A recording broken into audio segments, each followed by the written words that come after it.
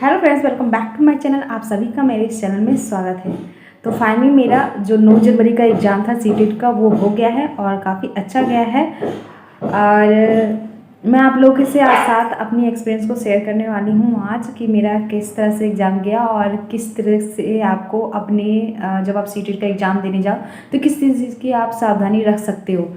तो पहले तो जो मेरी दिक्कत आया सीटेट के एग्ज़ाम में, जो मैं जब देने गई थी, तो ऑप्शन वाइज जो क्वेश्चन होते हैं जैसे 1 2 3 4 करके ऐसे, तो उस टाइप से तो बिल्कुल भी क्वेश्चन थे जैसे करके 3 2 1 4 इस टाइप से थे।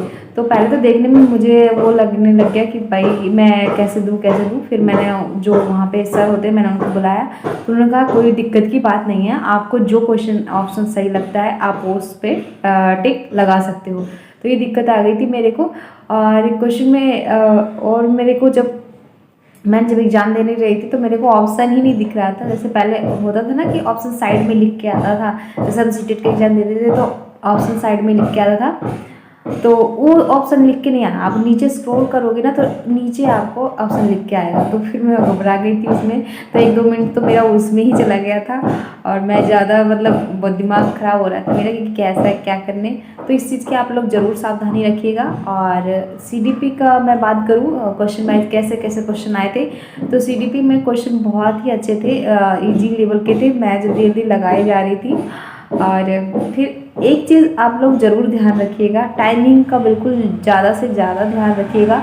अगर टाइमिंग के हिसाब से आपने क्वेश्चन नहीं किया तो आपके क्वेश्चन छूट सकते हैं। और मेरे लास्ट में ऐसा ही आ गया था, जैसे 15 मिनट मेरे को बाकी थे और मैंने जो था लास्ट का मैथ मैंने बिल्कुल भी नहीं किया था और मेरे को बहुत ज़्यादा डर लगने लगा।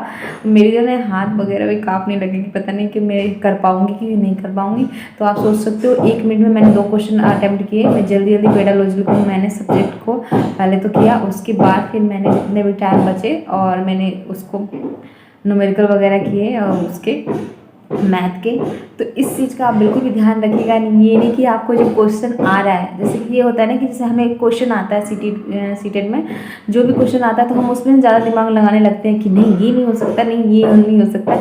लेकिन उसमें आपको ज़्यादा दिमाग नहीं लगाना है। आपको जो अच्छा लग रहा हो, जो क्वेश्चन लग रहा हो कि हाँ ये हो सकता है, पॉजिटिव है तो पॉजिटिव पे क्वेश्चन मारिए और आगे बढ़ते रहिए, क्योंकि टाइमिंग का तो बिल्कुल आपको ज़्यादा से ज़्यादा ध्यान रखना पड़ेगा।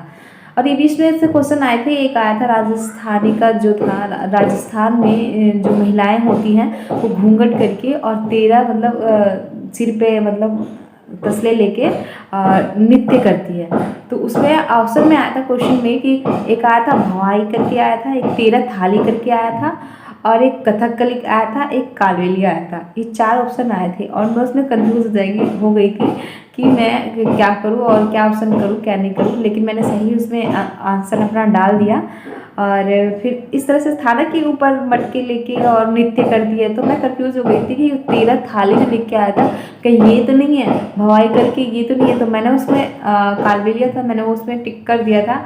फिर मैं सोची थी कि बाद में इसको सही करूँगी देख के, लेकिन उतना टाइम बिल्कुल भी नहीं बचा था और मैंने वही कालबेलिया ही टिक करके आ गई हूँ और वो सही था ऑप्शन। तो इस तरह से अपने कॉन्सेप्ट को बिल्कुल अच्छे से क्लियर करके रखिएगा। अगर आपका कॉन्सेप्ट अच्छा होगा, सही होगा, तभी आप क्वेश्चन को सही कर पाओगे। और टाइमिंग का तो ज़रूर से ज़रूर ध्यान रखिएगा, क्योंकि हमें एक क्वेश्चन जो होता है 1 मिनट में ही मिलता है, 1 मिनट ही मिलता है। तो 1 मिनट से ज़्यादा नहीं लगानी, हो सके तो अगर पेडालॉजी आपको अच्छे से आता है तो 1 मिनट में सोचिए 2-2 क्वेश्चन कर लेने का, क्योंकि आपको मैथ में करने का थोड़ा सा बहुत टाइम मिल जाएगा। और अपने एकदम कॉन्सेप्ट को एकदम टाइमिंग में कह रही हूँ ना, ज़्यादा से ज़्यादा ध्यान रखिए, क्योंकि मैं देख चुकी हूँ और मैं आपको बता ही चुकी हूँ कि 15 मिनट मेरे बाकी थे। तो सोचिए मैंने 30 क्वेश्चन अटैम्प्ट किए, मेरे जो ये हाथ थे ना बिल्कुल जैसे काँपने लगे थे लास्ट के टाइम में। तो इस वजह से अपने टाइमिंग का बहुत ज़्यादा ध्यान रखिएगा। और CDP काफ़ी अच्छी आई थी, जैसे आपके सोच पे ही जैसे क्वेश्चन आता है, आप पॉजिटिव में आया था। और जैसे नेगेटिव का क्वेश्चन था तो उसमें नेगेटिव क्वेश्चन में आपका एक चीज़ अच्छा दे रखा था कि नेगेटिव क्वेश्चन में आपका नेगेटिव जो है नहीं जो है ना वो हाईलाइट करके रखे थे, ताकि आपको कुछ परेशानी ना हो क्वेश्चन करने में। पहले जो होता था हाईलाइट नहीं करके रखते थे, और अब के जो क्वेश्चन में था हाईलाइट करके रखा था, जिससे आपको नए क्वेश्चन में करने में ज़्यादा आसानी हो जाता था। और नेगेटिव में सिर्फ नेगेटिव में लगा दीजिए लिखिए। और इस बार मैं आपको सबसे इम्पोर्टेंट बात मैं बताने वाली हूँ गद्यांश और पद्यांश की। जो गद्यांश जो करते हैं लास्ट में जो आता है संस्कृत और हिंदी का, उसमें बहुत ज़्यादा टाइम लगता है गाइस, क्योंकि आपका जो पहला क्वेश्चन होता था तो फर्स्ट पैराग्राफ में मिलता था, तो इसमें ऐसा नहीं था। जब मैंने पेपर देने गया तो पहला क्वेश्चन जो फर्स्ट पैराग्राफ में नहीं देके नीचे वाले पैराग्राफ में दे के रखा था। इस वजह से मुझे वहाँ ढूंढने में बहुत ज़्यादा मतलब टाइम लग गया उसमें।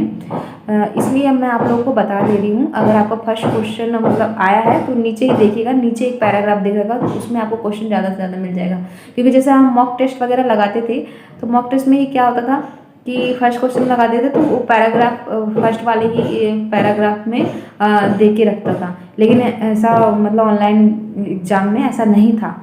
तो इस वजह से मुझे उसमें वहाँ भी ज़्यादा टाइम लग गया देखने में, ढूंढने में, क्योंकि मैंने मॉक टेस्ट वगैरह करे थे, तो फर्स्ट क्वेश्चन का फर्स्ट पैराग्राफ में ही आंसर मिलता था। और मैंने जैसे यूट्यूब पे भी देखे थे, तो उन्होंने भी कहा था, बताया था कि फर्स्ट क्वेश्चन जो होता है फर्स्ट पैराग्राफ में होता है, आपको नीचे जाने की कोई ज़रूरत नहीं है। तो उस वजह से मेरे दिमाग में यही था और टाइम ज़्यादा लग गया।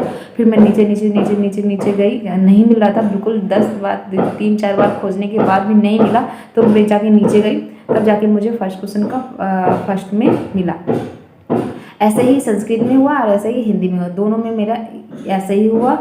और जो पहले जो आधे पैराग्राफ से पहला क्वेश्चन आता था और पैराग्राफ में देखने के लिए आता था, और बाद में जो आता था संस्कृत के 2-3 क्वेश्चन दे देते थे। लेकिन ऐसा नहीं था, संस्कृत के 2-3 क्वेश्चन पहले दे दिया था पैराग्राफ में, उसके बाद जो था क्वेश्चन आंसर दिए थे। इस तरह से उल्ट पुलट करके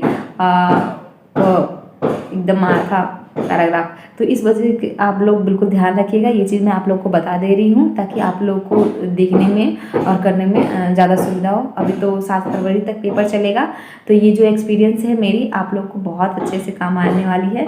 तो अपने मेरे एक्सपीरियंस को अपने ध्यान में रखिएगा कि और अच्छे से अच्छे पेपर दीजिएगा, और माइंड को एकदम शांत रखिएगा, और बिल्कुल भी जल्दबाजी मत कीजिएगा पेपर करने में। और ईवीएस वगैरह मैथ भी अच्छे ही आए थे, और मैथ में मुझे ज़्यादा करने का टाइम बिल्कुल नहीं मिला था। आप लोगों को पहले बता दिया मैंने कि 15 मिनट में मैंने 30 क्वेश्चन अटैम्प्ट किए थे, तो इस वजह से ज़्यादा मुझे टाइम नहीं मिल पाया। और जो मुझे आ रहे थे मैंने जल्दी जल्दी किया, और मैंने पेडालॉजी तो इतने ईजी मतलब लग रहे थे मुझे, इतने ईजी लग रहे थे कि मैं फटाफट 1 मिनट में 1-2 क्वेश्चन करती गई। पॉजिटिव वे में था, नेगेटिव वे में था, जो भी था मैंने करती गई। सोचिए उस टाइम मेरे जैसे मैं कर रही थी ना, मेरा माउस जो था ना एकदम हाथ मेरे एकदम ऐसा काँप रहे थे। तो आप लोग अपना टाइमिंग का बिल्कुल ध्यान रखिएगा, और अपना आप कॉन्सेप्ट को क्लियर रखिएगा, तभी आपके पेपर अच्छे से जाएंगे। क्योंकि आपको पता है कि राजस्थान का जो नृत्य था कालबेलिया था, और मुझे इस तरह से उसमें डाइवर्ट कर दिया गया माइंड को।